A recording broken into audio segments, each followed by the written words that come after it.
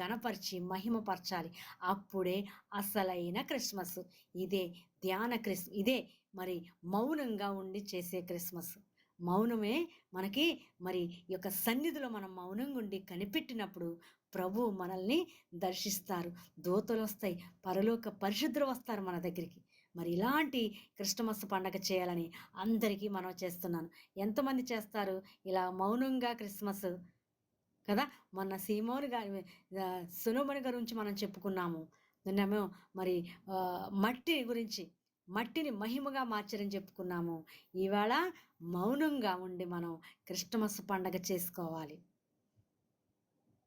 Christmas పండుగ చేసుకునేవాళ్ళు ఆర్భాటంగా రంగులు వేయటము, ఆర్భాటంగా నక్షత్రాలు పెట్టడము, ఆర్భాటంగాను ఎంతో ఘనంగా మరి వస్త్రాలు తీసుకోవటము, ఎంతో ఘనంగా మరి పిండి వంటలు చేసుకుంటాము. ఇవి కాదండి. ఇవన్నీ శరీరానుసారంగా ఇవన్నీ చేసే పండగలు. ఇంటి పండగ, ఒంటి పండగ, పంటి పండగ, కంటి పండగ కదండి. ఈ పండగలకు కాదు, ఇలాగ పండగ చేయాలి.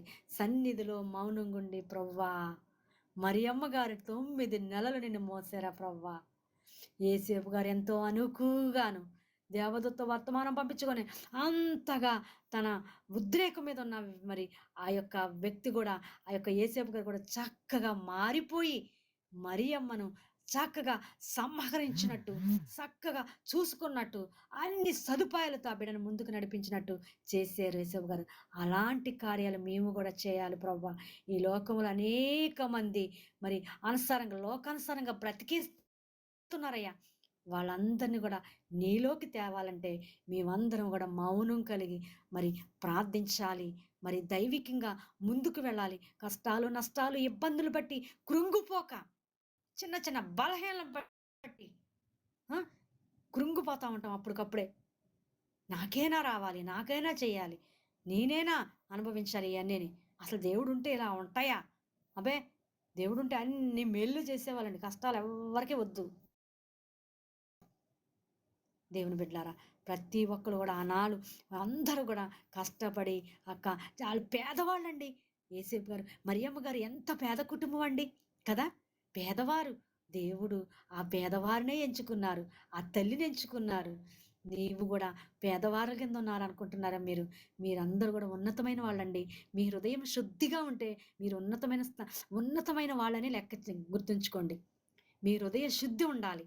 ఈ యొక్క మరియమ్మ గారు పేదావిడే. నజరేటును చిన్న ఊరు గ్రామంలోను ఉన్న బిడ్డను దేవుడు ఎంచుకున్నారు. ఎంత గొప్ప ఆశీర్వాదం అండి. మీరు కూడా అనుకుంటున్నారా, మా గ్రామం చిన్నది, మా ఇల్లు చిన్నది, మేము చిన్నవాళ్ళము, మేము పేదవాళ్ళం అనుకుంటున్నారా?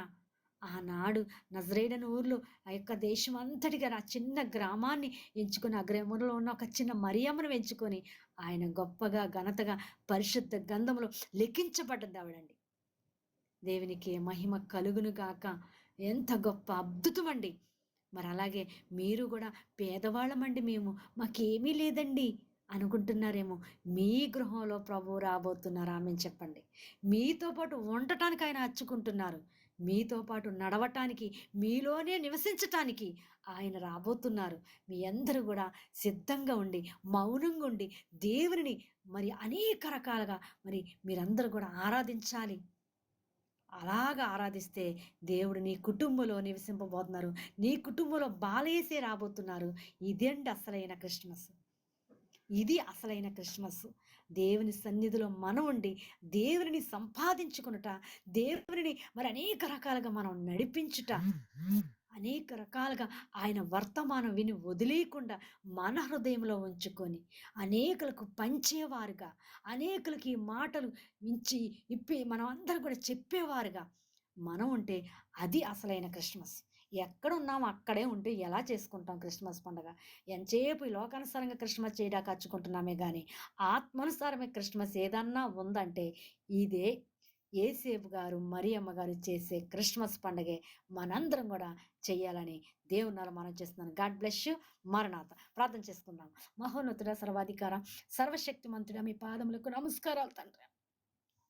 మరియమ్మ గారు, యేసేపు గారు, అయ్యా తండ్రి, ఎంతగా వారిని సన్నిధిలో సిద్ధపడి ఉన్నారు. అట్టి సిద్ధపాటును మా అందరికీ మీరు దయచేసి కృప చూపించి, దయ చూపించి నీ యొక్క తండ్రి అప్పుడు బాలయేసే గాని ఆవిడ ఎలాగ సిద్ధపడ్డారో ఇప్పుడు రాకడలో మేము కూడా తండ్రి నీ వచ్చే సమయానికి మేము కూడా సిద్ధపడి ఈ యొక్క ఆనంద మాసంలో కూడా మిమ్మల్ని మా హృదయంలోకి ఆహ్వానించుకొని మా గృహంలోకి ఆహ్వానించుకొని మిమ్మల్ని ఆరాధించి గణపరిచే భాగ్యాన్ని మా అందరికీ మీరు దయచేసి కృప చూపించమని ఏసునామములో అడిగి వేడుకొనుచున్నాము మా పరమ తండ్రి ఆమేన్. అందరికీ మరణాతండి. God bless you. ముగింపు ప్రార్థన చేసుకుందాము. ముగింపు ప్రార్థన చేసుకుందాం. అలాగే విశ్వాస ప్రమాణము అందరూ నేర్చుకోండి.